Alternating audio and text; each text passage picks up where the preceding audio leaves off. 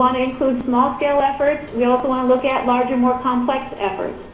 We want to identify a lead agency, somebody to be responsible for making sure these actions are carried out. We also, in looking at the actions, want to identify any gaps or needs in science and technology to help with that action. And we want to determine our resource requirements. We all know that we're living under somewhat limited resources, so we want to make sure that we can go forward with these actions. Next slide.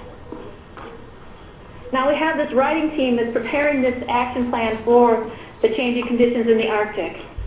And the writing team has met only a few times, and they've started looking at, and many of them are from Alaska, work in Alaska, and in fact Cheryl is a member of that team. And they've looked at some larger overarching themes that we want to try to use maybe to focus our actions. I don't want anybody to feel like we are limited to these themes. If there's something else outside of this, please put it forward. But we want to, we need to start focusing in because we need to whittle down to some real critical actions that need to be taken. And these include develop an integrated Arctic observing network, improve understanding, forecasting, and prediction of Arctic change, advance Arctic mapping and charting, inform Arctic marine transportation issues, promote stewardship of the Arctic marine environment and encourage sustainable development of resources, advance resilient and healthy Arctic communities and economies, and enhance domestic and international policy and partnerships.